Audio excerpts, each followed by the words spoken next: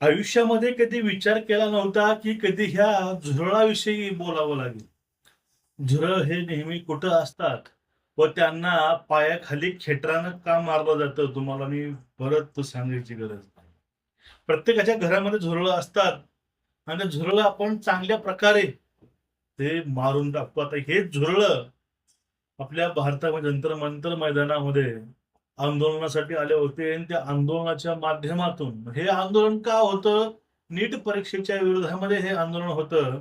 त्या आंदोलनामध्ये कधी देशा देशविरोधी नारे लावू लागले आणि हे एका पत्रकारानं जातीनं तिथं शूट केलं आणि त्या पत्रकाराला सांगताना एक त्याचा मधलं झुरळ सांगितलं, की हे आंदोलन उभा केलं होतं नीट परीक्षेकरता, पण ह्या आंदोलनामध्ये दुसरं काय वेगळंच चाललंय.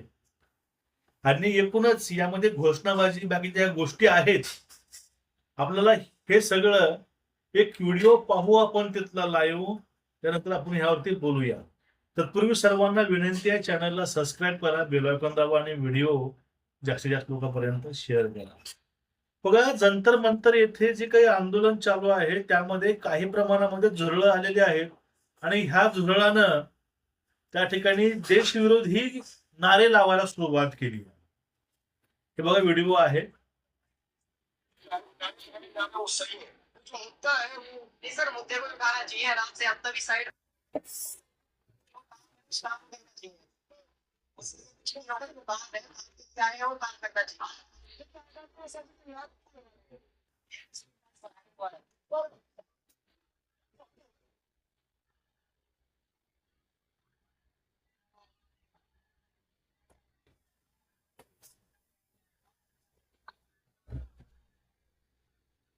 आता ह्याच्यामध्ये दोन गोष्टी जास्त चालू आहेत. पहिला, आझादी आझादी, नेहरूवाली आझादी.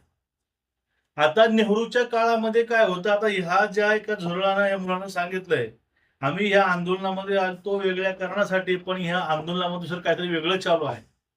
इथं काश्मीर फाईल्स जशी होती तसं करण्याचा इथं प्रयत्न चालू आहे, हे या मुलानं सांगितलेलं आहे. आणि यांना काय पाहिजे? आझादी पाहिजे. तर नेमकी आझादी कोणती हो? आता आझादी कोणती असते? 1947 ला आपल्या क्रांतिकारकांनी बलिदान देऊन झगडून त्या ठिकाणी ही आझादी आणलेली आहे. मग आता यांना नेमकी कोणती आझादी पाहिजे? म्हणजे हिंदूंना रस्त्यावरती उघडं कापा, यांना असली आझादी पाहिजे का? त्यांना नेहरूची आझादी पाहिजे. आता नेहरूच्या काळामध्ये नेमकं काय काय होतं आपल्याला तर काही माहिती नाही. त्यावेळेस आपण नव्हतोही. मग त्यावेळेस आम्ही काही गोष्टी ऐकल्या, की ते फाळणीच्या काळामध्ये ट्रेनच्या ट्रेन भरून भारतामध्ये आल्या होत्या.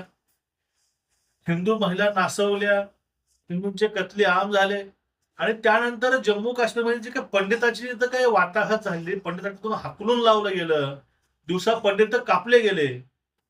आता त्यांना ती आझादी परत पाहिजे. अरे विषय कुठला होता?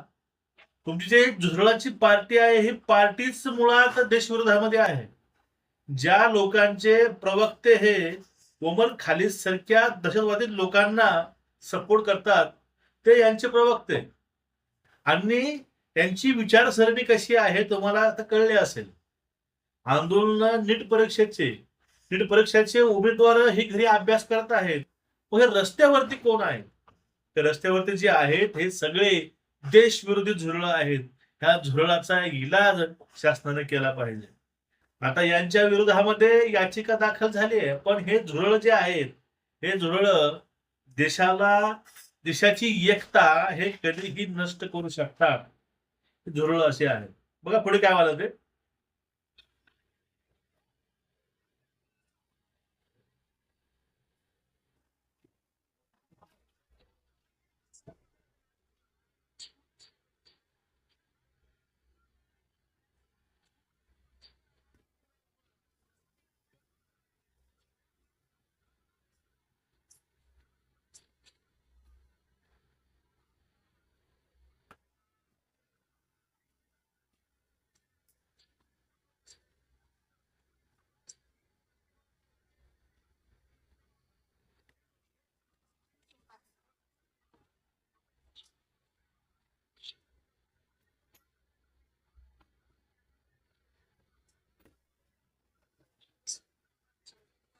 बघा आता या ठिकाणी पत्रकारांनी प्रश्न कधी विचारला? पत्रकारांनी प्रश्न त्यावेळेस विचारला ज्यावेळेस या लोकांचं आंदोलन हे नीट परीक्षेसाठी होतं.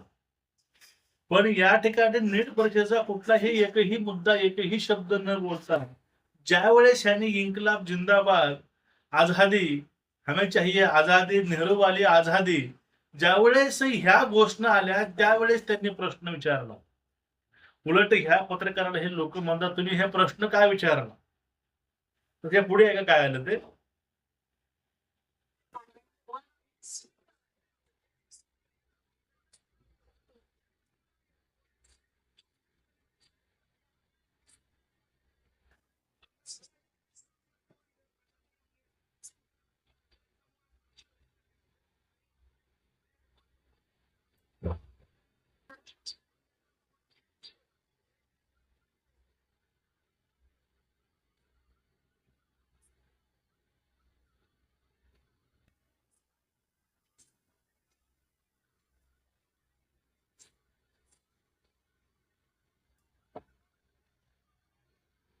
आता जो हा तरुण तर येऊन या पत्रकाराला बोलला तो म्हणतो मी याआधी 3 ते 4 आंदोलन केलेले आहे. अर्थात हे लोक संघटित गुन्हा करत आहेत. हे संघटित गुन्हेगार आहे मित्रांनो. एका गोष्टीचा फायदा घेऊन हे लोक वातावरण नासवायची कामं करत आहेत. आणि तुम्हाला गोष्ट यातनं कळली का की ह्या लोकांना बरोबर जे काँग्रेसची जी काही विचारसरणी आहे फक्त प्रश्न विचारायचं, बोंबलायचं, स्पष्टीकरण द्यायचं नाही आणि जर कोणी काही विरोधामध्ये आलं तर त्याला अंधभक्त गोदी मीडिया म्हणायचं.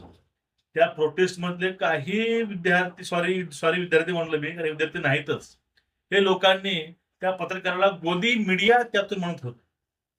अहो तुम्ही देशविरोधामध्ये नारे केलेत, जिंदाबाद, नेहरू की आझादी चाहिए, आझादी दो, ठीक आहे. म्हणजे हे लोकशाहीची झालेली हत्या आहे मित्रांनो. लोकशाही असताना, भारत स्वतंत्र असताना ते नारे परत करायचे आणि लोकांमध्ये संभ्रम तयार करायचा. नेमकं या झुरळाचा प्रॉब्लेम नेमका काय माहितीये का? ह्या झुरळाचा प्रॉब्लेम एकच आहे, देशाला अशांत करणं आणि शासनाला धोक्यात आणण्याचा प्रयत्न करणं. पण कुत्रे कितीही भुकले तर हत्तीला काही फरक पडत नसतो. जर हत्तीचा पाय चुकून कुत्र्यावरती पडला तर कुत्र्याची अवस्था काय होते? सॉरी मी कुत्र्याला थोडस जास्त बोललो कारण कुत्रे ही इमानदार असतात. पण हे लोक झुरळ आहेत. ह्या झुरळाला हत्तीची गरजच नाही. ह्या झुरळाला हिंट मारलं तर झुरळ सुद्धा माहिती नाही. पण नेमकं हे जे चाललंय हे फक्त देशाला अशांत करणं, काही विकृत मानसिकता या ठिकाणी एक येऊन या ठिकाणी संघटित गुन्हे करण्याचा प्रयत्न चालू आहे. जे काही गोष्टी या श्रीलंका, बांगलादेश त्याप्रमाणे या लोकांना भारतामध्ये तशाच घटना घडवायच्या आहेत, देशाला अशांत करायचं आहे. हा फक्त भाजप द्वेष, मोदी द्वेष आहे. तुम्ही याला काय म्हणाल? नाही आंदोलन हे लोकशाहीच्या मार्गातून व्हायला पाहिजे. आंदोलन ज्यासाठी सुरू केले ते करता पाहिजे. या ठिकाणी आंदोलनाची पार्श्वभूमी वेगळीच आहे आणि त्या ठिकाणी नेमकं वेगळेच मुद्दे मांडले जातात. त्याचा अर्थ होतो मिसलिडिंग, लोकांना मूर्खात काढायचे काम हे लोक करत आहेत. सलाम त्या पत्रकाराला, त्यांनी याला उघडं पाडलं. आपण हे अजून या लोकांना उघडं पाडू या वेळोवेळी. आणि ह्या सगळ्या प्रकरणावरती, ह्या गलिच्छ राजकारणावरती त्याच्या मागे कुणाचा हात असू शकतो आणि नेमकं हे चाललंय, नेमकं हे कुठल्या भावनेतून चाललंय या विषयावरती तुमचं मत काय आहे नक्कीच व्यक्त व्हा. पण हे तरुणाला भूल थापा देऊन, खास तरुण बोलतोय मी कारण हे नीट परीक्षेवर तर अभ्यास करत बसलेले घरामध्ये आहेत. हे नेमके आहेत तरी कोण? हे नेमके कुठल्या भागातील आहेत? त्यांची मानसिकता काय आहे याचा तुम्ही आतापर्यंत अभ्यास केला असाल. हे लोक कुठल्या लेवलचे लोक आहेत? तुमचं मत नक्कीच व्यक्त करा. नमस्कार, रामकृष्ण.